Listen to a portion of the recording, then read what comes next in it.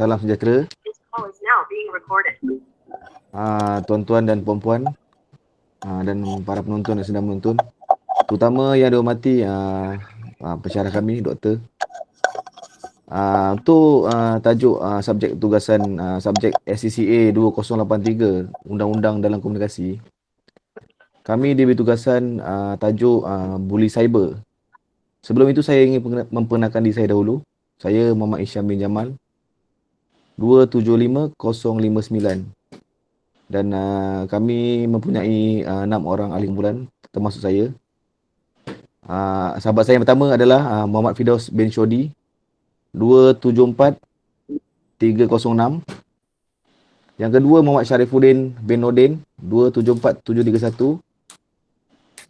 Muhammad Azamuddin bin Abdul Kasim, 274747. Muhammad Ikhwan Aidit bin Ismail, 275268. Dan akhir sekali Syarul Azmi bin Hashim, 275187.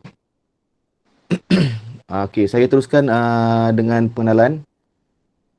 Kita semua tahu bully cyber memang dalam semua negara di dunia ini memang berlakulah bully cyber. Sejumlah besar kita punya penyelidik mengkaji mengenai kejadian bully cyber ni, iaitu melalui telefon bimbit yang berlaku pada individu, kumpulan berulang kali yang bermusuhan atau agresif yang bertujuan mendatangkan bahaya ketidakselesaan kepada orang lain. Ia juga disifatkan sebagai kemudaratan yang sengaja dan berulang yang dilakukan melalui medium seperti telefon, bimbit, email, sembang internet, media sosial dan blog pribadi. Pecin dan Hinduja 2006. Manakala Otto Jusen, Berman, Eleva dan Bender Mulin 2011 mendefinisikan bully cyber sebagai tingkah laku strategik seorang individu untuk menguasai individu lain atau sekumpulan individu.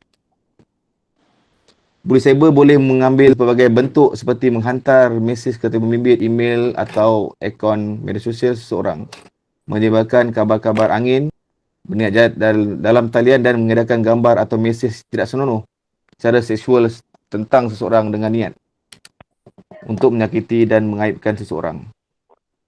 Oleh kerana kemajuan teknologi, bully tradisional telah berubah daripada fizikal pada maya. Internet kini merupakan platform yang menarik untuk interaksi sosial, membenarkan sesiapa saja untuk berkata dan melakukan sesuatu tanpa nama. Maksudnya pembuli boleh selindung dia punya nama. Oleh yang demikian, bully cyber mungkin membawa kesan buruk pada mangsa daripada kemurungan, pengasingan, kebimbangan kepada akibat yang lebih serius seperti bunuh diri. Untuk slide seterusnya, saya serahkan kepada Encik Syarul. Teruskan, Encik Syarul. Okey, terima kasih Saudara Isyam dengan slide pertama iaitu pengenalan. Dan saya pada slide kedua iaitu lebih kepada bully cyber dalam konteks undang-undang. So, bully cyber ni dianggap sebagai salah satu tingkah laku yang menyalahi undang-undang atau dikategorikan sebagai jenayah di bawah Akta Komunikasi dan Multimedia Malaysia 1998. Ia adalah salah satu jenayah yang di mana membuat komen yang kejam, palsu atau menyinggung perasaan orang lain atau bentuk komunikasi lain yang menyalahgunakan dengan mengugut atau mengganggu orang lain atau individu lain di dalam platform media sosial lah. Okey, kesalahan ini boleh disabitkan dengan denda sebanyak RM50,000 atau boleh penjara selama 1 tahun atau kedua-duanya di bawah Seksyen 23/1 Akta Komunikasi dan Multimedia Malaysia 1998. So dalam konteks bully cyber ni, dia melalui mesej, teks, email, aplikasi dan platform media sosial seperti Facebook, Instagram dan Twitter adalah salah satu tempat yang biasa berlakunya bully cyber ni. So, bully cyber ni banyak berlaku di dalam media sosial yang ada lah. So, bully cyber juga boleh berlaku di dalam talian atau kumpulan permainan ataupun grup WhatsApp itu sendiri. Di mana mereka berkongsi ataupun salah satu contohnya grup WhatsApp tu dia mengutuk seseorang atau memfitnah seseorang dan di kandungan tu dilihat oleh orang lain. So lepas tu orang dewasa sering mengabaikan bully cyber ni. So orang dewasa kurang memberi perhatian kepada bully cyber ni lah. Banyak tinjauan yang telah dijalankan di Malaysia dan boleh di seluruh dunia sekalipun untuk meningkatkan kesedaran isu ini. Kesedaran ini nampak kurang ditingkatkan, tapi perlu lebih ditingkatkan. So, pusat penyelidikan PEW iaitu yang terletak di Amerika Syarikat, dia salah satu badan swasta yang mengkaji isu-isu sosial. Dia meletakkan Malaysia sebagai salah satu negara konservatif moral yang tinggi di dunia. Tapi walaupun pada hakikatnya Malaysia boleh tanpa belas kasihan dalam talian apabila diprovok. So Malaysia di mata dunia dianggap moral yang tinggi, dipenuhi dengan kesopanan dan kesusilaan. Tetapi apabila di dalam talian, dalam media sosial, seolah-olah dia ada belas kasihan dengan komen-komen yang boleh mendatangkan psikologi yang teruk kepada individu yang ataupun mangsa-mangsa bully cyber. Okey, itu saja slide yang kedua. Saya bagi pada slide yang ketiga.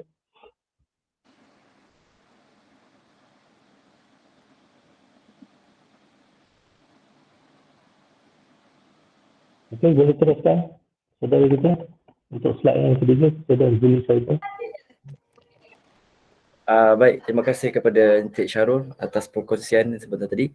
Baik, saya punya bahagian adalah kejadian bully cyber.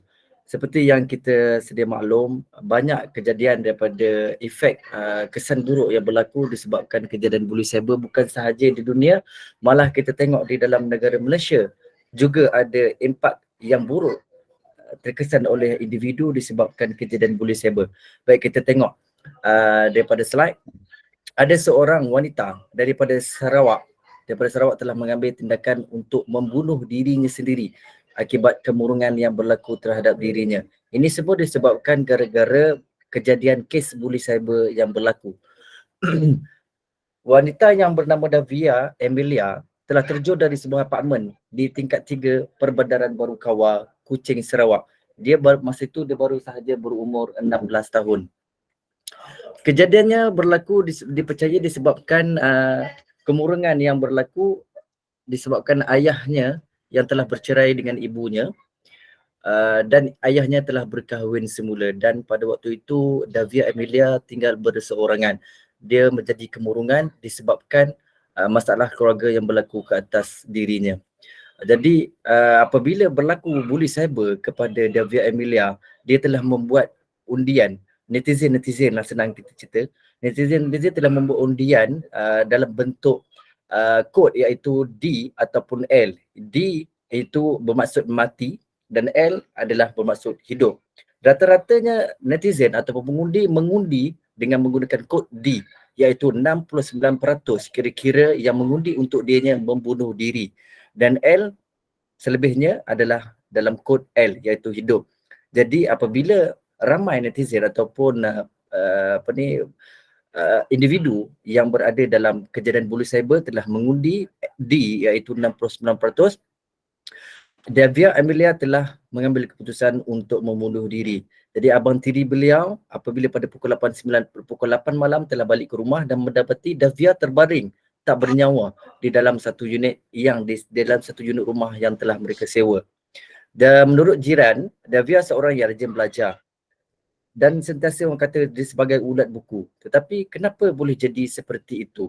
Disebabkan keinginannya untuk mencari perhatian. Dia tidak dapat perhatian daripada keluarga disebabkan perpisahan di antara ayah dan ibunya. Jadinya dia cuba mendapatkan perhatian daripada netizen ataupun dalam alam cyber.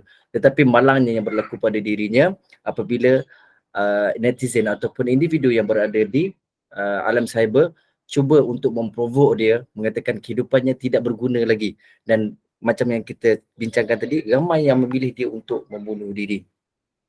Dia juga ada berkata dalam Facebook, wanna quit F life I'm lasty, yang bermaksud saya sudah tidak berguna untuk hidup kerana saya tidak mendapat kehidupan yang sempurna seperti orang lain. Okey. Sebelum menambahkan kepada Instagram, dia juga menghantar satu WeChat yang tulus kepada rakan-rakannya dalam bahasa Cina pada hari itu. Dia kita nampak. David Amelia ni dia bukannya rakyat Cina, dia bukannya orang Cina, dia orang Sarawak. Tapi dia boleh berbahasa Cina. Kita nampak IQ, intelek dia adalah baik. Tapi pada segi emosi dia agak terganggu disebabkan masalah yang berlaku dalam kehidupannya. Jadi disebabkan kejadian bully cyber yang dibuat oleh netizen membuatkan dia ni menjadi lagi tertekan dan kemurungan, dan dia memilih untuk membunuh diri. Selepas kematiannya, sepupu Davia menyiarkan cerita di akaun Instagramnya dengan, tadi kamu semua mengundi untuk D dan ini berlaku. Okey, itu saja daripada saya. Saya serahkan kepada rakan saya seterusnya. Terima kasih. Terima kasih saudara Firdaus. Baiklah. Berdasarkan kepada undang-undang yang sedia ada, menurut SKMM, Suruhanjaya Raya Komunikasi Multimedia Malaysia, mereka yang menghasut hadis tersebut iaitu mangsa yang di Sarawak untuk bunuh diri berdasarkan tinjauan pendapat di Instagramnya, mungkin bertanggungjawab di bawah Seksyen 305 Kanun Keseksaan yang menyatakan bahawa adalah salah untuk menghasut individu berumur di bawah 18 tahun untuk membunuh diri. Berikutan daripada insiden ini, terdapat beberapa perbincangan mengenai keperluan untuk mewujudkan kesedaran serta memperkenalkan undang-undang yang sesuai untuk menghalang dan mencegah penyalahgunaan dalam talian. Akibatnya, rang undang-undang yang telah disadangkan telah dipertimbangkan. Bagaimanapun, hasil perbincangan ini masih belum didedahkan lagi. Dan malangnya, setahun selepas kejadian ini, seorang lagi mangsa membunuh diri selepas menerima kata-kata menghina bertubi-tubi melalui aplikasi sosial TikTok yang menjadi viral. Kejadian ini dilaporkan oleh Bashir dan Primbanayamagam pada tahun 2020 sehingga 2021 Mac.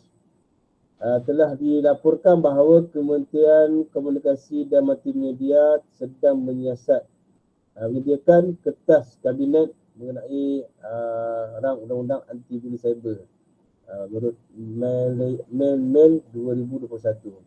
Saya teruskan kepada rakan saya seterusnya.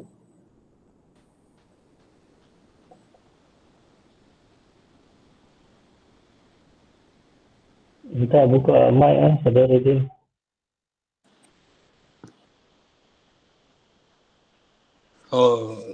Terima kasih kepada saudara Azam.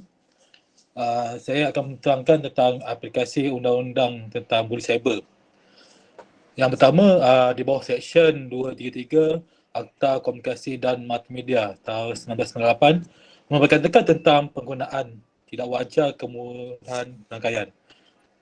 Ia menentukan dan melarang seseorang yang sedang secara sedar atau tidak wajar menggunakan kemudahan rangkaian, perkhidmatan rangkaian atau perkhidmatan aplikasi sama ada dengan memulakan perhantaran sebarang komen, permintaan, cadangan atau komunikasi yang lain yang syah, tidak senonoh, palsu, mengancam atau menyinggung peruntakan atau memulakan komunikasi menggunakan mana-mana perkhidmatan aplikasi sama ada secara berterusan, berulang kali atau sebaliknya secara komunikasi mungkin atau tidak mungkin berlaku dengan tanpa menedahkan identiti. Yang kedua, di bawah Seksyen 233-1-B meliputi pengkongsian mana-mana kandungan lucah, tidak senonoh, palsu, mengancam atau menyinggung perasaan dengan niat untuk menyerkelkan, menggunakan, mengugut atau mengangguk orang lain.